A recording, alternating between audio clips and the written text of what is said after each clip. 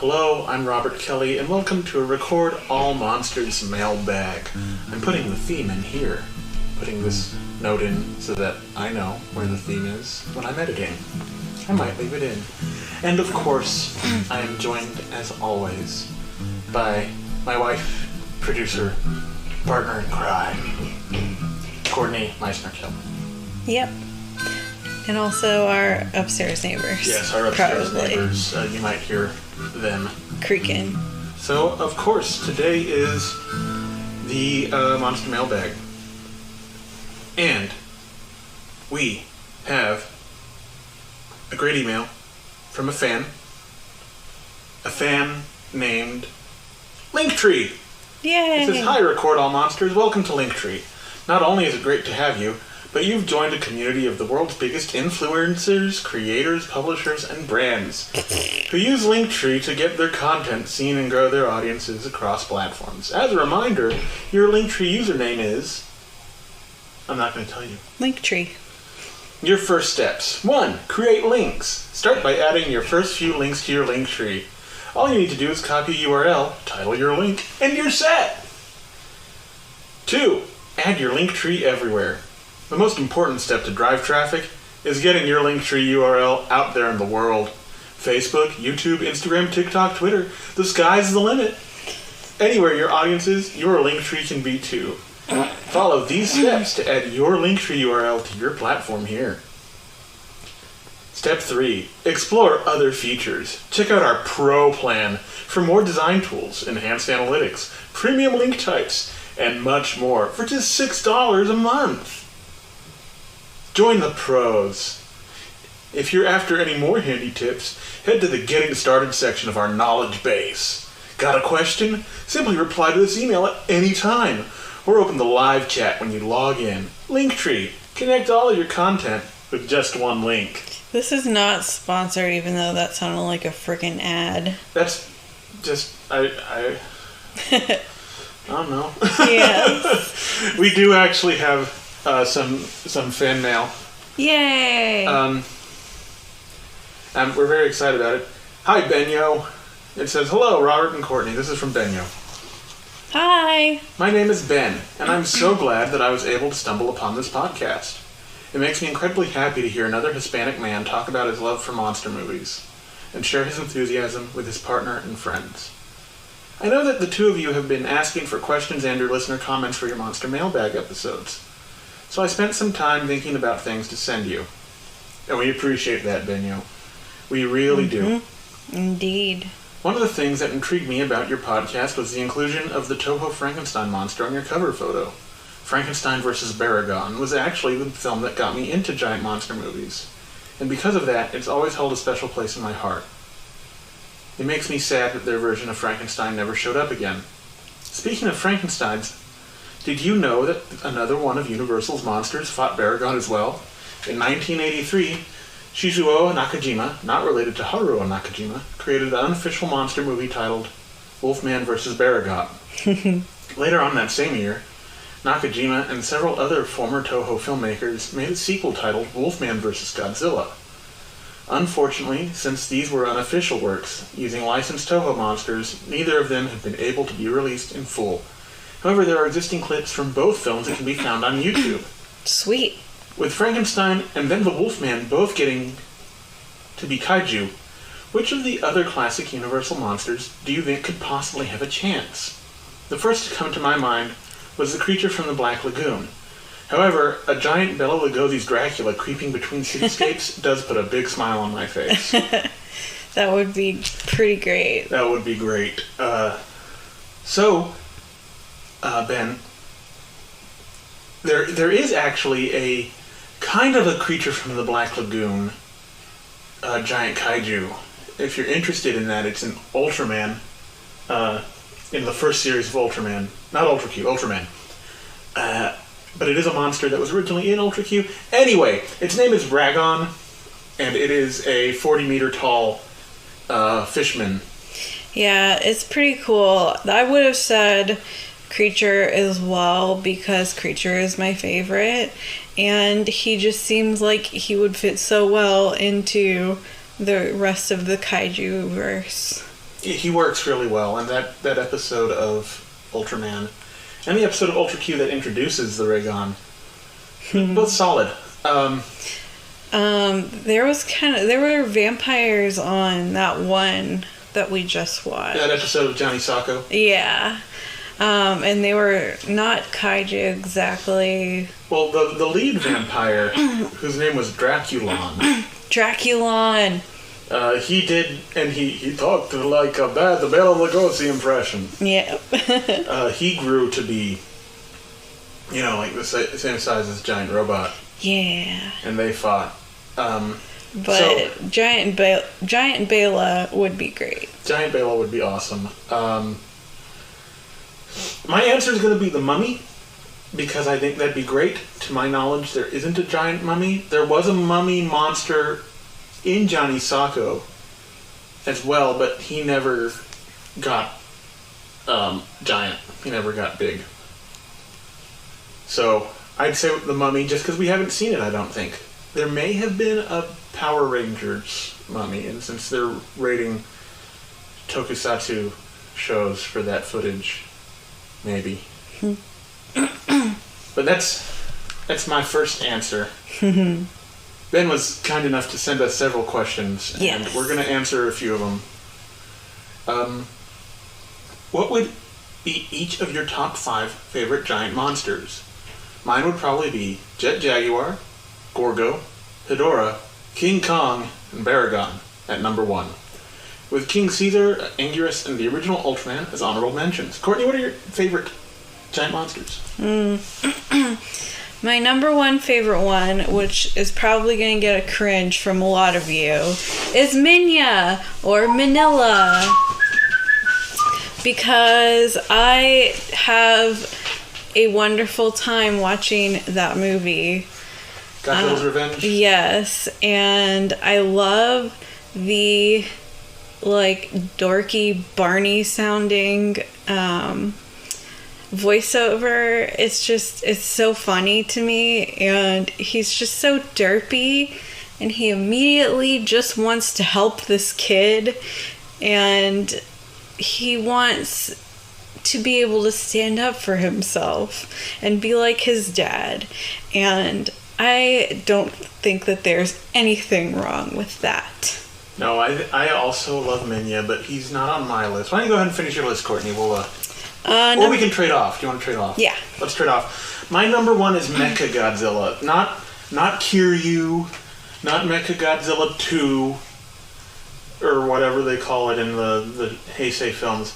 The original Mecha Godzilla from the Black Hole Aliens.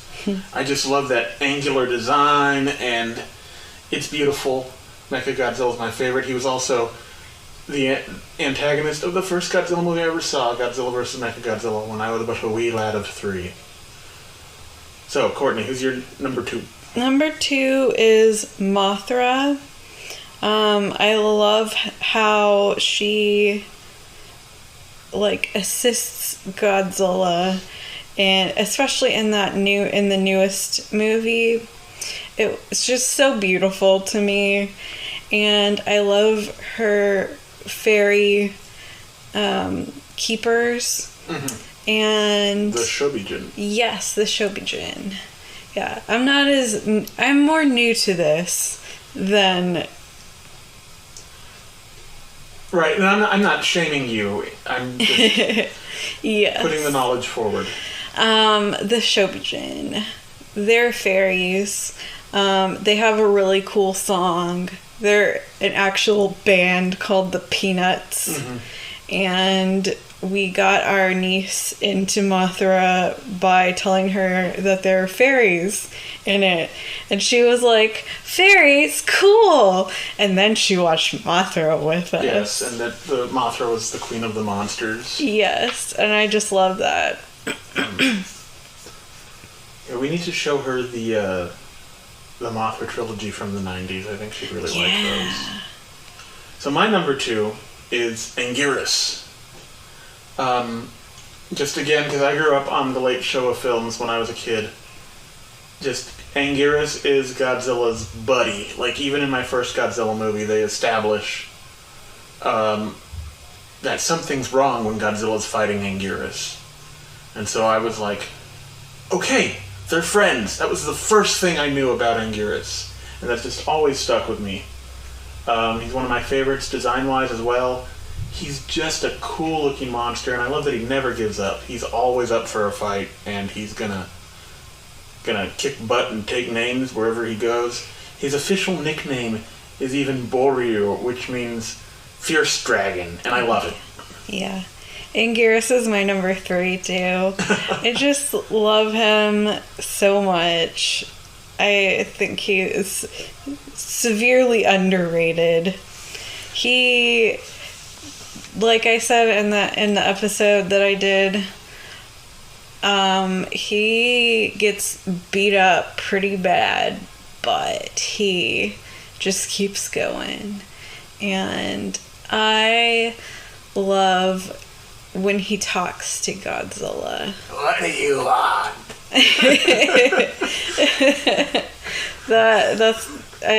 love that part.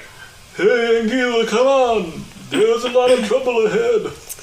Okay. Since you said pretty much everything about Anguirus that I was gonna say, but that's okay. My next one is... Are you gonna skip my number 3?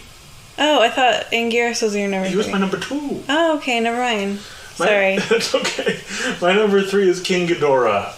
I just think it's a brilliant design. Beautifully realized through the man in a suit in Ghidorah the Three-Headed Monster and Invasion of Astro Monster. He's just cool. I love his bitty cry. Yeah, that was his, when Robert and I first started dating, that was his notification for any text message that he got. So it always reminds me of when we first started dating, and it makes me happy. And I just love King Ghidorah. I think he's the best Godzilla villain. Even though I rank Mechagodzilla ahead of him, I think in terms of just story, it's Ghidorah. My next one is from a movie that we watched for the first time yesterday, which is Gamera the Brave. That was it, yeah? Yeah. So Gamera, also known as Toto. Toto. Which is the name that the kid gives him. And I love how we see him hatch from an egg and become this like tiny turtle that flies, and then suddenly he can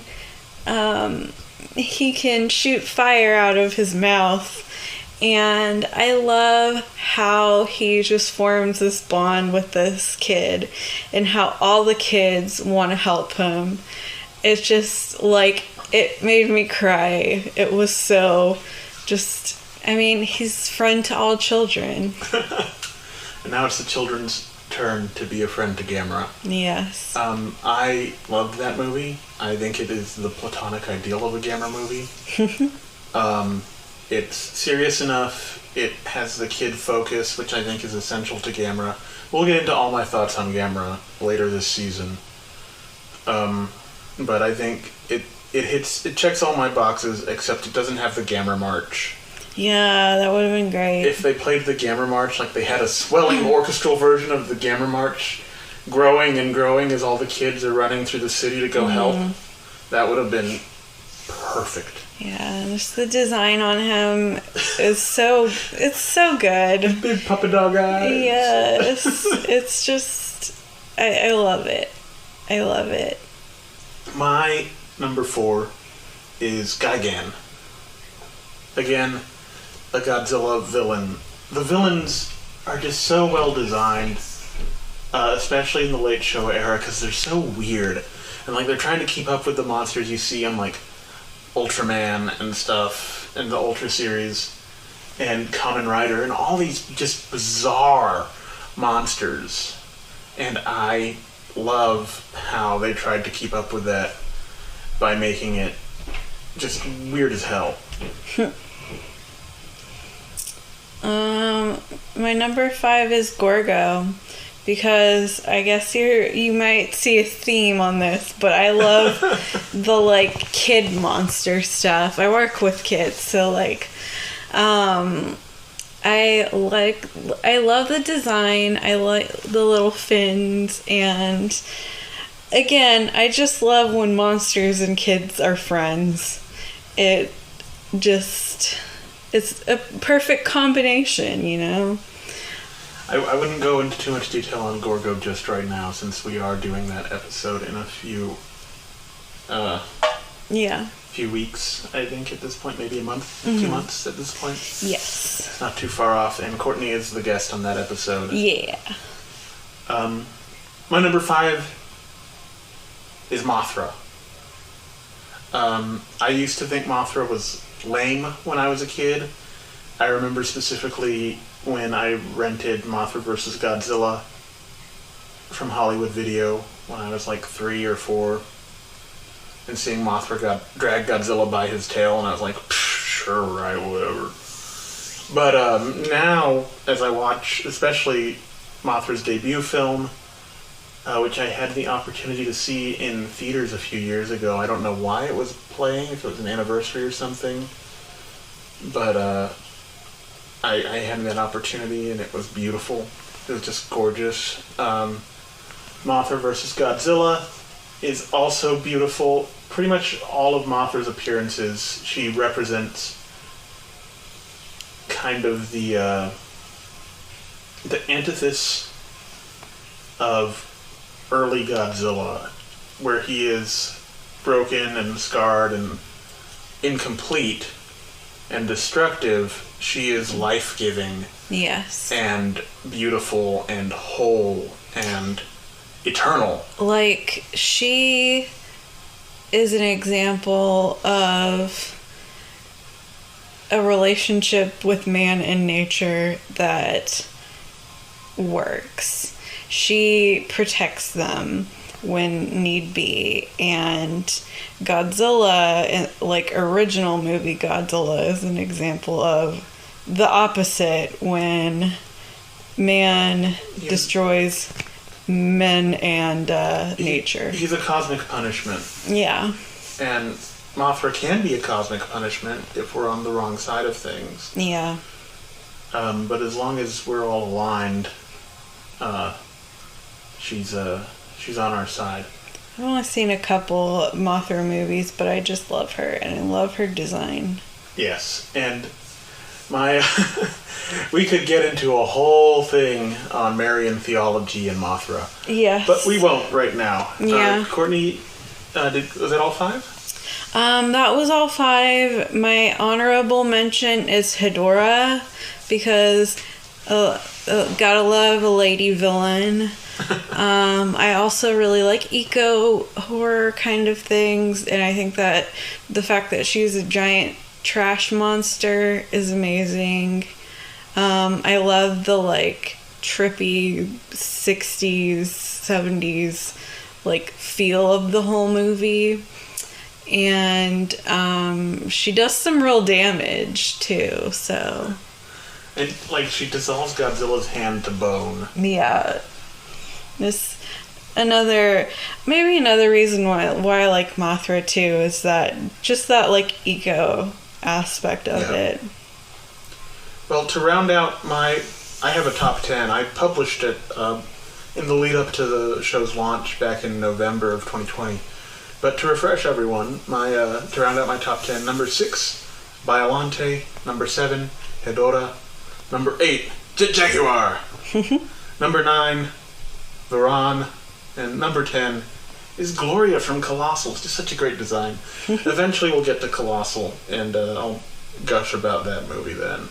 Yeah. So we're going to take a super quick break, and since we have actual mail, we're gonna do some mail when we come back. We got one more question that we're doing today from Ben.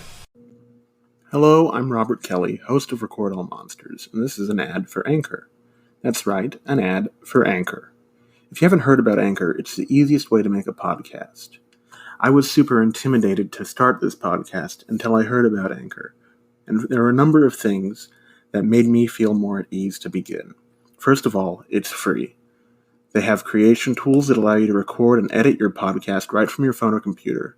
They distribute your podcast for you so it can be heard on multiple platforms, including whatever one you're listening to.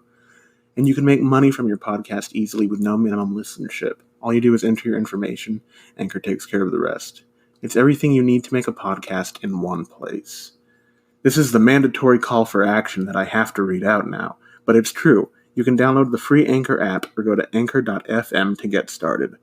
I've been Robert Kelly, host of Record All Monsters, and this has been an ad for Anchor. Welcome back to Record All Monsters, where we're wrapping up our third monster mailbag and our longest monster mailbag to date. And we're going to answer one more question from our good friend Ben. We'll answer the other ones. We're super excited just to have email, so you guys can email us questions. You guys can email us questions too, and we'll read as many as we can. So right now, that's all of them. Yeah. So. But, we're going to revisit the rest of yours, Ben, at our next monster mailbag next month. Yeah. And our last question that we're answering from this email. Thanks to Courtney mentioning it in Godzilla Raids Again, I finally got around to watching Seven Samurai, and I loved it.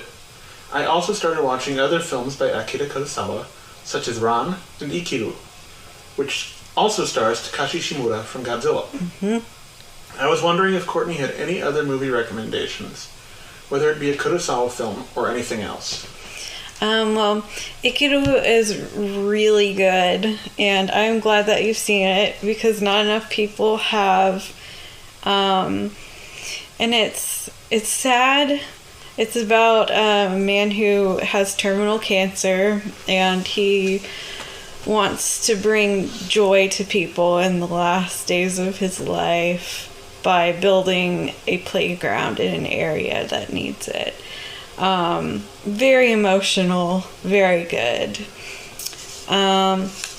Some other good ones are High and Low, starring Toshiro Mifune. I probably didn't say that correctly. And directed by Akira Kurosawa. It's a movie from 1963. It's very Hitchcock style. It's a kidnapping drama, basically, but it's like 3 hours long or something like that. It's extremely long. I watched it for a class, but it's really well done, and it held my attention. Another one, if you haven't, you've probably already seen it, but there's Rashomon, which is another Kurosawa Mifune collaboration. And that one's just kind of important because it's referenced the Rashomon effect, because it's the story from each person's point of view, but trigger warning, it is discussing an assault, so just be forewarned if you are going into that. And then after you watch that movie, which is a little heavy, more than a little heavy, you can watch the King of the Hill episode. The King of the Hill Rashomon episode. Where they all try to explain how the fire station got burnt down. Giants and Toys is a good one. If you like Douglas Sirk style, like bright movies that have like darkness in them. It's a satire of the advertising industry, and that's a movie from the 60s, or no, 58. It feels very 60s to me. I wrote it down. The director is Yasuzo Masumura, and it's about caramel companies, trying to compete against each other and just the lengths that they go to. It's good. Last one. I'm just pulling out a bunch of movies that I watched in one of my favorite classes that I ever took, which was post-war Japan, and it was mostly a film class, which was amazing. But there was a movie called Crazed Fruit. It's also known by the name Juvenile Jungle. It's 1956 movie directed by Ko Nakahira, about two brothers who are in love with the same woman, based off of Season of the Sun, a book. But we watched it because it is sort of the equivalent of the 50s delinquent rebel without a cause kind of movies for Japan. There's a group, or they called them the Sun Tribe, Taiyozoku. They were kind of like beach and motorcycle rebels, reckless, carefree, similar to the Teddy Boys in the UK at the time, and James Dean types here, quote-unquote greasers. There's a rich history of that term. Yes. Why we tried to avoid it. But. Yes. But traditional Japanese adults considered them much too violent and promiscuous, and they just liked that darn rock and roll too much. It's definitely melodramatic, but it's an interesting movie to watch if you want to see like a piece of that, like a chunk of history from that time. Courtney is really great on general film knowledge, whereas I go into a lot of these like very specific spirals, like pre-code horror, giallo, kaiju movies. Courtney has a great general knowledge, and she also has her own deep wells of various genres and styles, and that's something I really appreciate about her, and she really brings a lot to this show, my writing for it. I was a super nerd. Shocker, I know. In high school, I went through this kick of watching, like, only silent movies, and I, like, VCR taped everything that was on Silent Sunday nights on TCM, like, and I really liked, like, Weimar era movies, and then there was another, like, French 60s things. I could go on. So if you ever need any movie recommendations, I love giving them. She does. And, you know, I'm so used to these kaiju movies that I have, I kind of, part of the inspiration for this show was seeing them through fresh eyes, watching them with Courtney.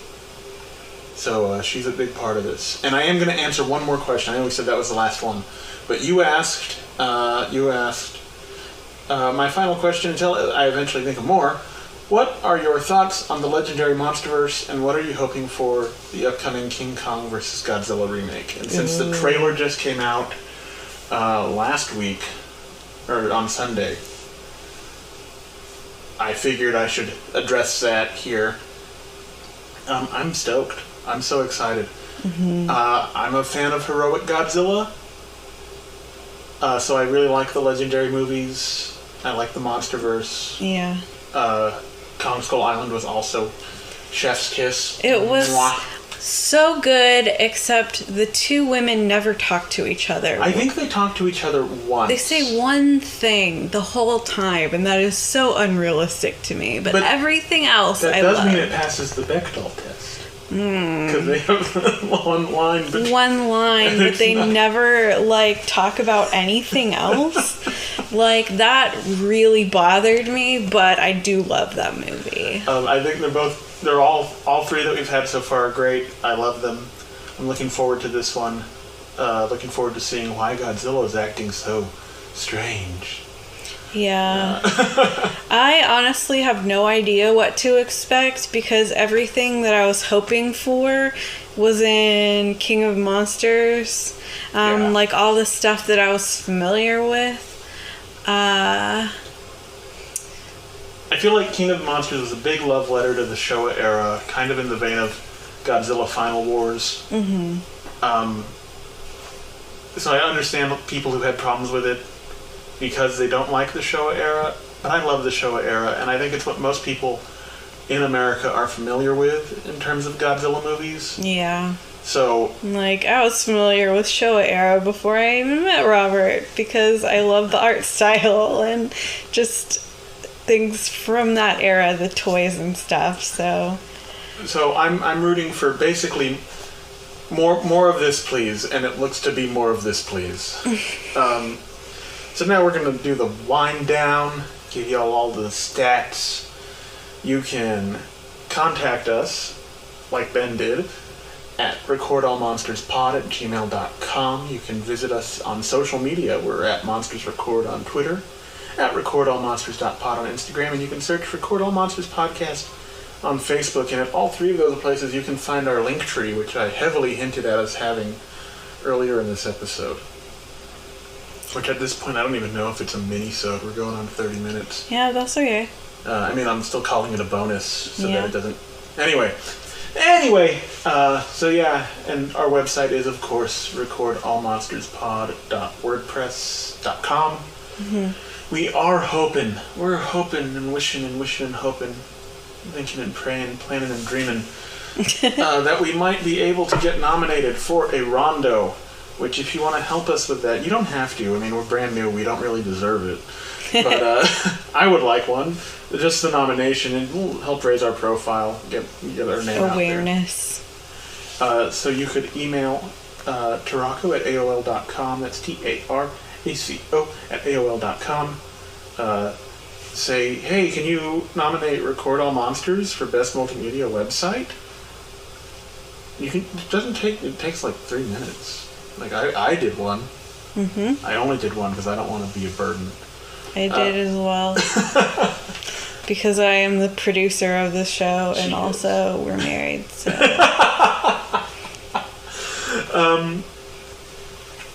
Anything else? Oh, yes. We're working on a giveaway soon. I won't give you all the details, but we're working on a giveaway soon. Yeah. And, So, thanks a lot, Ben, true friend of the podcast. And he bought merch. That email from TeePublic we read last time was his button and shirt. So we really appreciate you helping out the podcast, Ben. Keep spreading the word of Godzilla. I don't know if you could tell, but that artwork is by Robert. The bad artwork is by me. The good artwork is by Nathaniel. Who we hope to have back pretty soon when we talk about Conga, but that's a few episodes down the line. Next week, we'll be talking with author John LeMay about Varan the Unbelievable. That was a great interview. We had a good time talking to him.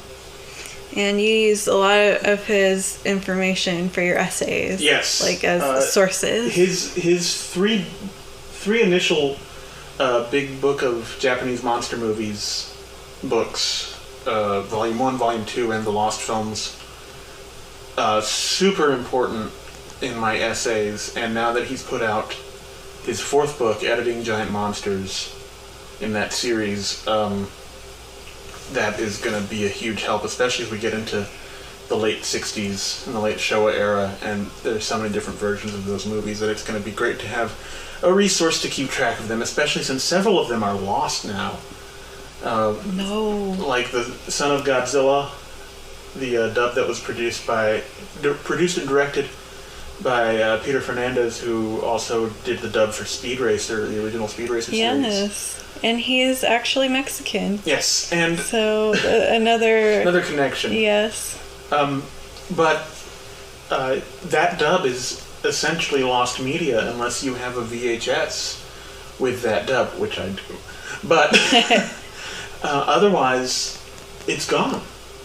So this is a huge resource that John LeMay has put out, and we're so grateful we got to talk to him. That's next week.